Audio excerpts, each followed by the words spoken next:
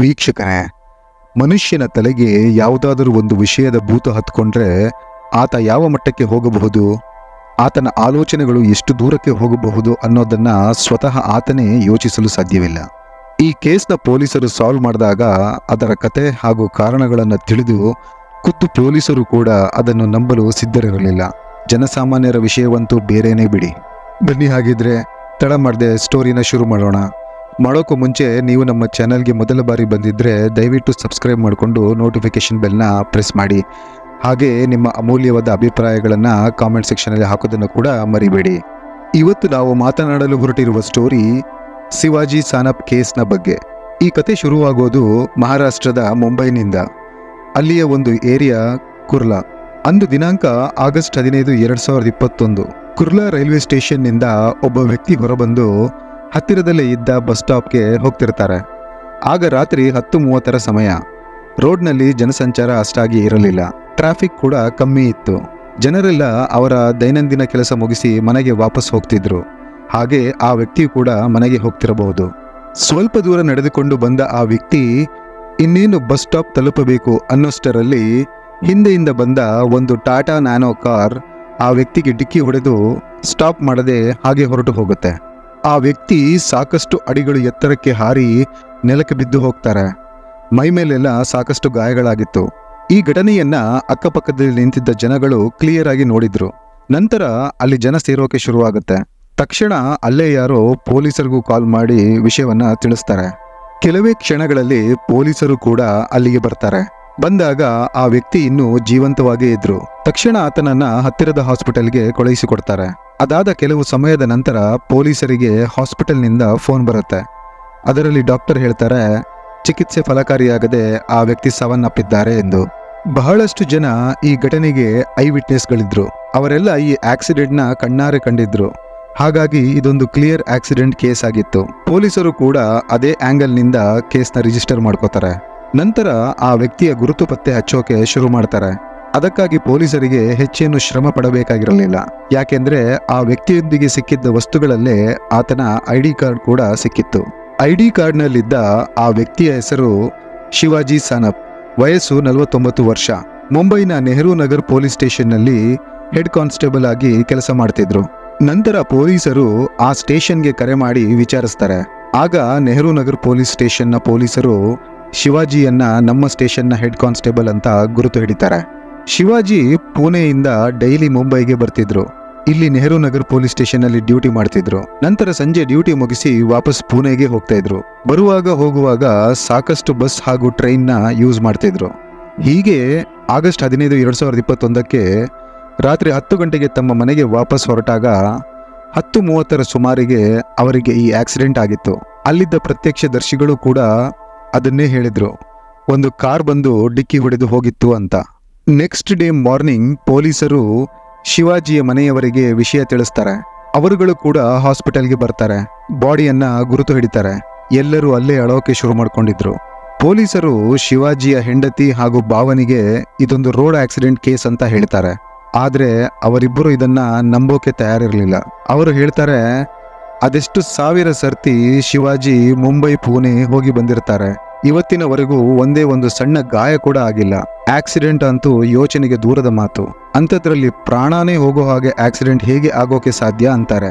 ನಂತರ ಬಾಡಿನ ಮನೆಯವರಿಗೆ ಹಸ್ತಾಂತರಿಸಿ ಮನೆಯವರು ಬಾಡಿನ ಪುಣೆಗೆ ತೆಗೆದುಕೊಂಡು ಬಂದು ಅಂತಿಮ ಸಂಸ್ಕಾರ ಮಾಡಿ ಮುಗಿಸ್ತಾರೆ. ನಂತರ 3 ದಿನ ಆದ ಮೇಲೆ ಶಿವಾಜಿಯ ಹೆಂಡತಿ ಹಾಗೂ ಭಾವ ಕುರ್ಲಾ ಪೊಲೀಸ್ ಸ್ಟೇಷನ್ಗೆ ಬರ್ತಾರೆ. ಶಿವಾಜಿಯ ಪತ್ನಿ ಪೊಲೀಸರಿಗೆ ಹೇಳ್ತಾರೆ, ನನಗೆ ಈಗಲೂ ನಂಬಲಾಗ್ತಿಲ್ಲ, ನನ್ನ ಗಂಡನಿಗೆ ರೋಡ್ ಆಕ್ಸಿಡೆಂಟ್ ಆಗಿದೆ ಅಂತ. ದಯವಿಟ್ಟು ನಿಜ ಹೇಳಿ ಅಂತ ಪೊಲೀಸರನ್ನ ಕೇಳ್ಕೊತಾರೆ. ಆಗ ಪೊಲೀಸರು ಆಕೆಗೆ ಇದೊಂದು ರೋಡ್ ಆಕ್ಸಿಡೆಂಟ್ ಅಂತ ಹೇಳಿ ಅರ್ಥ ಮಾಡಿಸ್ತಾರೆ. ಸಾಕಷ್ಟು ಐ ವಿಟ್ನೆಸ್ಗಳ ಸಾಕ್ಷಿಗಳನ್ನ ತೋರಿಸ್ತಾರೆ. ಆದ್ರೆ ಶಿವಾಜಿಯ ಹೆಂಡತಿ ಇದನ್ನ ಒಪ್ಕೊಳ್ಳೋಕೆ ತಯಾರೇ ಇರಲಿಲ್ಲ. ಅದಕ್ಕಾಗಿ ಆಕೆ ಪೊಲೀಸರಿಗೆ ಮತ್ತೆ ರಿಕ್ವೆಸ್ಟ್ ಮಾಡ್ತಾರೆ, ನೀವು ಮತ್ತೊಮ್ಮೆ ಈ ಕೇಸ್ನ ಫಸ್ಟಿಂದ ಇನ್ವೆಸ್ಟಿಗೇಷನ್ ಮಾಡಿ. ಯಾಕೆಂದ್ರೆ ನನಗೆ ಇಲ್ಲಿ ಏನೋ ತಪ್ಪಾಗಿದೆ ಅಂತ ಅನ್ನಿಸ್ತಾ ಇದೆ. ನನಗೆ ಇದೊಂದು ಕೊಲೆ ಇರ್ಬೋದು ಅಂತ ಅನ್ನಿಸ್ತಾ ಇದೆ. ಹಾಗಂತ ಪೊಲೀಸರ ಬಳಿ ಮತ್ತೆ ರಿಕ್ವೆಸ್ಟ್ ಮಾಡ್ಕೋತಾರೆ. ಈಗ ಒಬ್ಬ ಪೊಲೀಸನ ಹೆಂಡತಿ ಬಂದು ಕೇಸ್ನ ರೀಇನ್ವೆಸ್ಟಿಗೇಷನ್ ಮಾಡಿ ಅಂತ ಕೇಳ್ಕೊಂಡಾಗ ಪೊಲೀಸರು ಕೂಡ ಇದನ್ನ ಸೀರಿಯಸ್ ಆಗಿ ತಗೋತಾರೆ. ಶಿವಾಜಿಯ ಪತ್ನಿಗೆ ಪೊಲೀಸ್ ಪ್ರೊಸೀಜರ್ಗಳು ಗೊತ್ತಿತ್ತು. ಹಾಗಾಗಿ ಈ ಕೇಸ್ನ ರೀಇನ್ವೆಸ್ಟಿಗೇಷನ್ಗೆ ಕಂಪ್ಲೇಂಟ್ ಕೂಡ ರಿಜಿಸ್ಟರ್ ಮಾಡಿಸ್ತಾರೆ. ಈಗ ಪೊಲೀಸರು ಕೂಡ ಡಿಸೈಡ್ ಮಾಡ್ಕೋತಾರೆ, ಅಟ್ಲೀಸ್ಟ್ ಕನ್ಫರ್ಮೇಷನ್ಗಾದ್ರೂ ಒಮ್ಮೆ ಈ ಕೇಸ್ನ ರೀಇನ್ವೆಸ್ಟಿಗೇಷನ್ ಮಾಡೋಣ ಅಂತ. ಪೊಲೀಸರ ಇನ್ವೆಸ್ಟಿಗೇಷನ್ CCTV ಕ್ಯಾಮ್ರಾ ಚೆಕ್ ಮಾಡೋದ್ರಿಂದ ಶುರು ಮಾಡ್ತಾರೆ. ಮೊದಲಿಗೆ ಯಾವ ಜಾಗದಲ್ಲಿ ಆಕ್ಸಿಡೆಂಟ್ ಆಗಿತ್ತೋ ಆ ಜಾಗದ ಫೂಟೇಜ್ಗಳನ್ನೆಲ್ಲ ನೋಡ್ತಾರೆ. ಅದೃಷ್ಟಕ್ಕೆ ಈ ಆಕ್ಸಿಡೆಂಟ್ ಎಕ್ಸಾಕ್ಟ್ ಆಗಿ ಒಂದು CCTV ಕ್ಯಾಮ್ರಾ ಮುಂದೆನೇ ಆಗಿರುತ್ತೆ. ಅದರಲ್ಲಿ ಕ್ಲಿಯರ್ ಆಗಿ ಕಾಣಿಸ್ತಿತ್ತು, ಒಂದು red colour Tata Nano full ಸ್ಪೀಡಲ್ಲಿ ಬಂದು ಶಿವಾಜಿಗೆ ಗುದ್ದಿ ಹೋಗಿತ್ತು. ಇದೊಂದು ನಾರ್ಮಲ್ ರೋಡ್ ಆಕ್ಸಿಡೆಂಟ್ ತರ ಕಾಣಿಸ್ತಿತ್ತು. ಆದರೆ ಪೊಲೀಸರು ಅದೇ ಫೂಟೇಜ್ನ ಸ್ವಲ್ಪ ಸೂಕ್ಷ್ಮವಾಗಿ ಗಮನಿಸಿದಾಗ ಅವರಿಗೊಂದು ವಿಷಯ ತಿಳಿಯುತ್ತೆ. ಅದೇನೆಂದರೆ ಆ ನ್ಯಾನೋ ಕಾರ್ಗೆ ಯಾವುದೇ ನಂಬರ್ ಪ್ಲೇಟ್ ಇರಲಿಲ್ಲ. ಇಲ್ಲಿಂದ ಪೊಲೀಸರು ತಲೆಗೆ ಹುಳ ಬಿಡ್ಕೋತಾರೆ. ನಂತರ ಪೊಲೀಸರು ಶಿವಾಜಿ ಕೆಲಸ ಮಾಡ್ತಿದ್ದ ನೆಹರು ನಗರ್ ಪೊಲೀಸ್ ಸ್ಟೇಷನ್ನಿಂದ ಸ್ಟಾರ್ಟ್ ಮಾಡಿ ಆಕ್ಸಿಡೆಂಟ್ ಸ್ಪಾಟ್ ವರೆಗಿನ ಎಲ್ಲಾ CCTV ಫುಟೇಜ್ಗಳನ್ನ ತೆಗೆಸ್ತಾರೆ. ಇದರಲ್ಲಿ ಕಲೆಕ್ಟ್ ಆದ ಒಟ್ಟು ಕ್ಯಾಮೆರಾ ಫುಟೇಜ್ಗಳ ಸಂಖ್ಯೆ 250ಕ್ಕೂ ಅಧಿಕವಾಗಿತ್ತು. ನಂತರ ಎಲ್ಲವನ್ನು ಒಂದೊಂದಾಗಿ ಡೀಟೇಲ್ ಆಗಿ ನೋಡೋಕೆ ಶುರು ಮಾಡ್ಕೋತಾರೆ. ಈ ಕೆಲಸ ಪೊಲೀಸರು ಘಟನೆ ನಡೆದ 3ನೇ ದಿನಕ್ಕೆ ಶುರು ಮಾಡ್ಕೊಂಡಿದ್ರು. ಅಷ್ಟರ ಹೊತ್ತಿಗೆ ಪೊಲೀಸರಿಗೆ ಮತ್ತೊಂದು ವಿಷಯ ಗೊತ್ತಾಗುತ್ತೆ. ಅದೇನೆಂದ್ರೆ ಕುರ್ಲಾ ಸಮೀಪ ಒಂದು ಖಾಲಿ ಜಾಗದಲ್ಲಿ ಒಂದು ಕಾರನ್ನ ಸುಟ್ಟು ಹಾಕಿದ್ದಾರೆ ಅಂತ. ತಕ್ಷಣ ಪೊಲೀಸರ ಒಂದು ಟೀಮ್ ಅಲ್ಲಿಗೆ ಹೋಗುತ್ತೆ. ಆ ಕಾರನ್ನ ಕಂಪ್ಲೀಟ್ ಆಗಿ ಸುಟ್ಟು ಹಾಕಲಾಗಿತ್ತು, ಜಸ್ಟ್ ಅದರ ಬಾಡಿ ಮಾತ್ರ ಇತ್ತು. ಇದನ್ನು ನೋಡಿದ ತಕ್ಷಣ ಪೊಲೀಸರಿಗೆ ಗೊತ್ತಾಗುತ್ತೆ ಇದು ನ್ಯಾನೋ ಕಾರ್ ಅಂತ. ಅದರಲ್ಲಿ ನಂಬರ್ ಪ್ಲೇಟ್ ಕೂಡ ಇರಲಿಲ್ಲ. ಆಕ್ಸಿಡೆಂಟ್ ನಲ್ಲೂ ನ್ಯಾನೋ ಕಾರೇ ಇನ್ವಾಲ್ವ್ ಆಗಿತ್ತು, ಅದರಲ್ಲೂ ನಂಬರ್ ಪ್ಲೇಟ್ ಇರಲಿಲ್ಲ. ಮತ್ತೊಂದು ಪೊಲೀಸರ ಟೀಮ್ CCTV ಫೂಟೇಜ್ ನೋಡೋದ್ರಲ್ಲಿ ನಿರತರಾಗಿತ್ತು. ಟೈಮಿಂಗ್ಗೆ ಅನುಗುಣವಾಗಿ ಎಲ್ಲಾ ಫೂಟೇಜ್ ಅನ್ನು ನೋಡ್ತಿರ್ತಾರೆ. ಕುರ್ಲಾ ರೈಲ್ವೆ ಸ್ಟೇಷನ್ ನಲ್ಲಿ ಹಾಕಲಾಗಿದ್ದ ಕ್ಯಾಮ್ರಾದಲ್ಲಿ ಶಿವಾಜಿ ಟ್ರೈನ್ ನಿಂದ ಇಳಿದು ಹೊರಗೆ ಬರ್ತಾ ಇರ್ತಾರೆ. ನಂತರ ಅವರು ಬಸ್ ಸ್ಟಾಪ್ ಕಡೆಗೆ ಹೋಗ್ತಾರೆ. ಅದೇ ಸಮಯದಲ್ಲಿ ರೈಲ್ವೆ ಪಾರ್ಕಿಂಗ್ ನಿಂದ ಅವರನ್ನೇ ಫಾಲೋ ಮಾಡಿಕೊಂಡು ಒಂದು ನ್ಯಾನೋ ಕಾರ್ ರೈಲ್ವೆ ಸ್ಟೇಷನ್ ನಿಂದ ಹೊರಗೆ ಬರುತ್ತೆ. CCTV ಕ್ಯಾಮ್ರಾ ಟೈಮಿಂಗ್ ನ ಸ್ವಲ್ಪ ಹಿಂದೆ ಮಾಡಿ ನೋಡ್ತಾರೆ, ಅಂದ್ರೆ ಯಾವಾಗ ಈ ಕಾರನ್ನ ಪಾರ್ಕ್ ಮಾಡಲಾಗಿತ್ತು ಅಂತ. ಟ್ರೈನ್ ಬರೋಕು ಕೆಲವು ನಿಮಿಷಗಳ ಮುಂಚೆ ಈ ಕಾರ್ನ ತಂದು ಪಾರ್ಕ್ ಮಾಡಲಾಗಿತ್ತು. ಅದರಲ್ಲಿ ಇಬ್ಬರು ವ್ಯಕ್ತಿಗಳು ಆ ಕಾರ್ನಿಂದ ಇಳಿದು ಅಲ್ಲಿ ಇಲ್ಲಿ ಓಡಾಡ್ತಿದ್ರು. ಯಾವಾಗ ಟ್ರೈನ್ ಬರುತ್ತೋ ಆಗ ಅವರು ಕಾರ್ನಲ್ಲಿ ಕುತ್ಕೋತಾರೆ. ಇವರಿಬ್ಬರ ಮುಖ ಆ CCTV ಕ್ಯಾಮೆರಾದಲ್ಲಿ ಕ್ಲಿಯರ್ ಆಗಿ ಕಾಣಿಸ್ತಿತ್ತು. ನಂತರ ಪೊಲೀಸರು ಇವರಿಬ್ಬರ ಫೋಟೋ ತೆಗೆದು ಅದನ್ನ ಚೆನ್ನಾಗಿ ಡೆವಲಪ್ ಮಾಡಿಸ್ತಾರೆ, ಮುಖ ಚೆನ್ನಾಗಿ ಕಾಣಿಸ್ಲಿ ಅಂತ. ಈಗ ಪೊಲೀಸರ ಬಳಿ ಇಬ್ಬರ ಫೋಟೋ ಇತ್ತು, ಆದ್ರೆ ಇವರಿಗೂ ಶಿವಾಜಿಗೂ ಏನು ಶತ್ರುತ್ವ ಇತ್ತು ಅನ್ನೋದನ್ನ ಪತ್ತೆ ಹಚ್ಚಬೇಕಿತ್ತು. ನಂತರ ಪೊಲೀಸರು ಥಿಂಕ್ ಮಾಡ್ತಾರೆ, ನಾವು ಒಮ್ಮೆ ಶಿವಾಜಿಯ ಬ್ಯಾಕ್ಗ್ರೌಂಡ್ ತೆಗೆಸೋಣ, ಅದರಲ್ಲಿ ಏನಾದರೂ ಗೊತ್ತಾಗಬಹುದು ಅಂತ. ಶಿವಾಜಿ ಇಡೀ ದಿನ ಡ್ಯೂಟಿ ಮಾಡ್ತಿದ್ರು, ಬಿಟ್ರೆ ಮನೆ. ಹಾಗಾಗಿ ಪೊಲೀಸರು ನೆಹರು ಪೊಲೀಸ್ ಸ್ಟೇಷನ್ ಹಾಗೂ ಫ್ಯಾಮಿಲಿ ಮೆಂಬರ್ಸ್ಗಳ ಬಳಿ ವಿಚಾರಿಸೋಕೆ ಶುರು ಮಾಡ್ತಾರೆ. ಹೀಗೆ ವಿಚಾರಿಸುವಾಗ ಪೊಲೀಸರ ಮುಂದೆ ಒಂದು ಹೆಸರು ಬರುತ್ತೆ, ಅದೇ ಶೀತಲ್ ಪನ್ಸಾರೆ. 29 ವರ್ಷದ ಶೀತಲ್ ಪನ್ಸಾರೆ ಮುಂಚೆ ನೆಹರು ನಗರ್ ಪೊಲೀಸ್ ಸ್ಟೇಷನ್ ನಲ್ಲಿ ಕಾನ್ಸ್ಟೇಬಲ್ ಆಗಿ ಕೆಲಸ ಮಾಡ್ತಿದ್ಲು. ಅಂದ್ರೆ ಶಿವಾಜಿ ಹೆಡ್ ಕಾನ್ಸ್ಟೇಬಲ್ ಆಗಿ ಕೆಲಸ ಮಾಡ್ತಿದ್ದ ಅದೇ ಸ್ಟೇಷನ್ ನಲ್ಲಿ. ನಂತರ ಆಕೆಯನ್ನ ಲೋಕಲ್ ಆರ್ಮ್ ಡಿವಿಷನ್ಗೆ ಟ್ರಾನ್ಸ್ಫರ್ ಮಾಡಲಾಗಿತ್ತು. 2019ರಲ್ಲಿ ಇವರಿಬ್ಬರು ಒಂದೇ ಸ್ಟೇಷನ್ ನಲ್ಲಿ ಕೆಲಸ ಮಾಡ್ತಿದ್ರು. ಅದೇ ಸಮಯದಲ್ಲಿ ಶೀತಲ್ ಶಿವಾಜಿಯ ಮೇಲೆ ಬೇರೆ ಬೇರೆ 2 ಸ್ಟೇಷನ್ ನಲ್ಲಿ ಕಂಪ್ಲೇಂಟ್ ರಿಜಿಸ್ಟರ್ ಮಾಡಿಸಿದ್ಲು. CBD ಬೈಲಾಪುರ್ ಸ್ಟೇಷನ್ ನಲ್ಲಿ IPC ಸೆಕ್ಷನ್ 354 ಹಾಗೂ ವಿಷ್ಣುಪುರ ಸ್ಟೇಷನ್ ನಲ್ಲಿ IPC ಸೆಕ್ಷನ್ 376ರ ಅಡಿ ಕಂಪ್ಲೇಂಟ್ ರಿಜಿಸ್ಟರ್ ಮಾಡಿಸಿದ್ಲು. ಒಂದು ಕಡೆ 2 ಜನ ಶಿವಾಜಿನ ಕಾರ್ನಲ್ಲಿ ಆಕ್ಸಿಡೆಂಟ್ ಮಾಡಿ ಹೋಗಿದ್ದಾರೆ. ಮತ್ತೊಂದು ಕಡೆ ಶೀತಲ್ ಎರಡೆರಡು ಕಡೆ ಶಿವಾಜಿ ಮೇಲೆ ಕಂಪ್ಲೇಂಟ್ ರಿಜಿಸ್ಟರ್ ಮಾಡಿಸಿದ್ದಾಳೆ. ಇಲ್ಲಿ ಆ ಇಬ್ಬರಿಗೂ ಈ ಶೀತಲ್ಗೂ ಏನು ಸಂಬಂಧ ಅನ್ನೋದೇ ಪೊಲೀಸರಿಗೆ ಗೊಂದಲವಾಗುತ್ತೆ. ಶೀತಲ್ನ ಕಂಪ್ಲೇಂಟ್ನ ಬಗ್ಗೆನೂ ಅಷ್ಟಾಗಿ ಎನ್ಕ್ವೈರಿ ಮಾಡಲಾಗಿರಲಿಲ್ಲ. ಬಟ್ ಒಂದಂತೂ ಸ್ಪಷ್ಟವಾಗಿತ್ತು, ಇಲ್ಲಿ ಶೀತಲ್ಗೆ ಶಿವಾಜಿಯಿಂದ ಏನೋ ಒಂದು ಪ್ರಾಬ್ಲಮ್ ಆಗಿತ್ತು. ಈಗ ಪೊಲೀಸರು ಶೀತಲ್ನ ಪರ್ಸನಲ್ ಲೈಫ್ನ ಅನ್ವೇಷಣೆ ಮಾಡೋಕೆ ಶುರು ಮಾಡ್ಕೋತಾರೆ. ಆದ್ರೆ ಅದು ಶೀತಲ್ಗೆ ಗೊತ್ತಾಗದ ಹಾಗೆ ಸೀಕ್ರೆಟ್ ಆಗಿ ಮಾಡ್ತಾರೆ. ಈಗಂತೂ ಜನಗಳ ಪರ್ಸನಲ್ ಲೈಫ್ ಸೋಷಿಯಲ್ ಮೀಡಿಯಾದಲ್ಲೇ ಆರಾಮಾಗಿ ಸಿಗುತ್ತೆ. ಹಾಗೆ ಪೊಲೀಸರು ಕೂಡ ಸೋಷಿಯಲ್ ಮೀಡಿಯಾದ ಹೆಲ್ಪ್ ತಗೋತಾರೆ. ಶೀತಲ್ನ ಫೇಸ್ಬುಕ್ ಹಾಗೂ ಇನ್ಸ್ಟಾಗ್ರಾಮ್ ಅಕೌಂಟ್ನ ನೋಡ್ತಾರೆ. ಪೊಲೀಸರಿಗೆ ಮೇಯ್ನ್ ಆಗಿ ಆಕ್ಸಿಡೆಂಟ್ ಮಾಡಿದ ಆ ಹುಡುಗರಿಗೂ ಆಕೆಗೂ ಏನು ಸಂಬಂಧ ಅನ್ನೋದನ್ನ ಪತ್ತೆ ಹಚ್ಚಬೇಕಿತ್ತು. ಶೀತಲ್ನ ಇನ್ಸ್ಟಾಗ್ರಾಮ್ ಅಕೌಂಟ್ನಲ್ಲಿ ಆಕೆಯ ಫಾಲೋವರ್ಸ್ ಲೀಸ್ಟ್ ನೋಡಿದಾಗ ಅದರಲ್ಲೊಬ್ಬ ಆ ಆಕ್ಸಿಡೆಂಟ್ ಮಾಡಿಸಿದ ವ್ಯಕ್ತಿಯ ಮುಖಕ್ಕೆ ಹೋಲಿಕೆ ಆಗುತ್ತೆ. ಪೊಲೀಸರು ಈಗ ಅನ್ಕೋತಾರೆ, ನಾವು ಈತನನ್ನ ಅರೆಸ್ಟ್ ಮಾಡೋಣ, ಒಬ್ಬ ಸಿಕ್ಕಿದ್ರೆ ಸಾಕು, ಇನ್ನೊಬ್ಬ ತಾನಾಗಿ ಸಿಕ್ಕಾಕೋತಾನೆ ಅಂತಾರೆ. ಈ ಇನ್ಸ್ಟಾಗ್ರಾಮ್ನಿಂದ ಅವನ ಡೀಟೇಲ್ಸ್ನ ಪೊಲೀಸರು ಕಲೆಕ್ಟ್ ಮಾಡ್ಕೋತಾರೆ. ಆತನ ಹೆಸರು ಧನ್ರಾಜ್ ಯಾದವ್. ಈತ ತಮಿಳುನಾಡಿನ ಚೆನ್ನೈನಲ್ಲಿ ವಾಸವಿದ್ದ. ನಂತರ ಪೊಲೀಸರು ಚೆನ್ನೈ ಪೊಲೀಸರಿಗೆ ಕನೆಕ್ಟ್ ಮಾಡಿ ಅವರ ಸಹಾಯ ತಗೊಂಡು ಆತನ ಅಡ್ರೆಸ್ಗೆ ಹೋಗಿ ಆತನನ್ನ ಎತ್ತಾಕೊಂಡು ಮುಂಬೈಗೆ ಬರ್ತಾರೆ. ಈಗ ಪೊಲೀಸರಿಗೆ ಬಹುದೊಡ್ಡ ಗೊಂದಲವಾಗುತ್ತೆ. ಅದೇನೆಂದರೆ ಆ ಎರಡೂ ಫೋಟೋಗಳು ಧನ್ರಾಜ್ನ ಮುಖಕ್ಕೆ ಹೋಲಿಕೆ ಆಗ್ತಿರಲಿಲ್ಲ. ನಂತರ ಪೊಲೀಸರು ಆತನನ್ನ ಇಂಟರೋಗೇಷನ್ ರೂಮ್ಗೆ ಕರ್ಕೊಂಡು ಹೋಗಿ ಪ್ರಶ್ನೆಗಳ ಸುರಿಮಳೆ ಹಾಕ್ತಾರೆ. ಯಾವಾಗ ಧನ್ರಾಜ್ ಉತ್ತರ ಕೊಡೋಕೆ ಶುರು ಮಾಡ್ತಾನೋ ಆಗ ಪೊಲೀಸರು ಮತ್ತಷ್ಟು ಗೊಂದಲಕ್ಕೆ ಸಿಕ್ಕಿ ಹಾಕಿಕೊಳ್ತಾರೆ. ಧನ್ರಾಜ್ ಶೀತಲ್ ಪನ್ಸಾರೆಯ ಗಂಡ. 2018ರಲ್ಲಿ ಇವರಿಬ್ಬರು ಮುಂಬೈನಲ್ಲಿ ಮದುವೆ ಮಾಡಿಕೊಂಡಿದ್ರು. ನಂತರ ಪೊಲೀಸರು ಧನ್ರಾಜ್ಗೆ ಆ ಇಬ್ಬರು ವ್ಯಕ್ತಿಗಳ ಫೋಟೋನ ತೋರಿಸಿ ನಿನಗೆ ಇವರ ಪರಿಚಯ ಇದೆಯಾ ಅಂತ ಕೇಳ್ತಾರೆ. ಧನ್ರಾಜ್ ಬಹಳನೇ ಸೂಕ್ಷ್ಮವಾಗಿ ಅವರಿಬ್ಬರ ಫೋಟೋನ ನೋಡ್ತಾನೆ. ಅದರಲ್ಲಿ ಒಬ್ಬ ಹುಡುಗನನ್ನ ಗುರುತಿಸ್ತಾನೆ. ಅವನ ಹೆಸರು ವಿಶಾಲ್ ಜಾಧವ್, 18 ವರ್ಷದ ಹುಡುಗ. ಯಾವ ಫ್ಲಾಟ್ನಲ್ಲಿ ಶೀತಲ್ ವಾಸಿಸ್ತಾಳೋ ಅಲ್ಲಿ ಒಬ್ಬ ಸೆಕ್ಯೂರಿಟಿ ಗಾರ್ಡ್ ಇದ್ದಾನೆ, ಬಾಬನ್ ರಾವ್ ಜಾಧವ್. ಅವರ ಮಗ ಈ ವಿಶಾಲ್ ಜಾಧವ್. ಈಗ ಪೊಲೀಸರ ಬಳಿ ಒಂದು ಬಹಳ ದೊಡ್ಡ ಲೀಡ್ ಇತ್ತು. ತಕ್ಷಣ ಪೊಲೀಸರು ಆ ಅಪಾರ್ಟ್ಮೆಂಟ್ಗೆ ಹೋಗಿ ವಿಶಾಲ್ ಜಾಧವ್ನನ್ನ ಅರೆಸ್ಟ್ ಮಾಡ್ತಾರೆ. ನಂತರ ಆತನನ್ನ ವಿಚಾರಣೆಗೆ ಒಳಪಡಿಸ್ತಾರೆ. ಸ್ವಲ್ಪ ಸಮಯದಲ್ಲೇ ವಿಶಾಲ್ ಪೊಲೀಸರ ಮುಂದೆ ಸಂಪೂರ್ಣ ಸ್ಟೋರಿಯನ್ನ ಬಿಚ್ಚಿಡ್ತಾನೆ. ವಿಶಾಲ್ ಹೇಳ್ತಾನೆ, ಹೆಡ್ ಕಾನ್ಸ್ಟೇಬಲ್ ಶಿವಾಜಿ ಅವರನ್ನ ಕೊಲ್ಲೋಕೆ ಶೀತಲೇ ಸುಪಾರಿ ಕೊಟ್ಟಿದ್ದು ಅಂತ. ಶೀತಲ್ ಹೇಳಿದ್ಲು ಈ ಕೊಲೆಯನ್ನ ಒಂದು ರೋಡ್ ಆಕ್ಸಿಡೆಂಟ್ ತರ ತೋರಿಸ್ಬೇಕಿತ್ತು. ವಿಶಾಲ್ಗೆ ಶೀತಲ್ ನನಗೆ ಶಿವಾಜಿಯನ್ನ ನನ್ನ ದಾರಿಯಿಂದ ತೆಗೆದು ಹಾಕಬೇಕು ಅಂತಾಳೆ. ಅದಕ್ಕೆ ವಿಶಾಲ್ ಒಪ್ಕೋತಾನೆ. ಆದರೆ ಈ ಕೆಲಸವನ್ನ ವಿಶಾಲ್ ಒಬ್ಬನಿಂದನೇ ಮಾಡಲು ಆಗಲ್ಲ. ಅದಕ್ಕೆ ಆತ ತನ್ನ ಸ್ನೇಹಿತ ಗಣೇಶ್ ಲಕ್ಷ್ಮಣ್ನ ಸಹಾಯ ತಗೋತಾನೆ. ಗಣೇಶ್ 21 ವರ್ಷದವನು. ಕೆಲಸ ಹುಡುಕೊಂಡು ತೆಲಂಗಾಣದಿಂದ ಮುಂಬೈಗೆ ಬಂದಿರ್ತಾನೆ.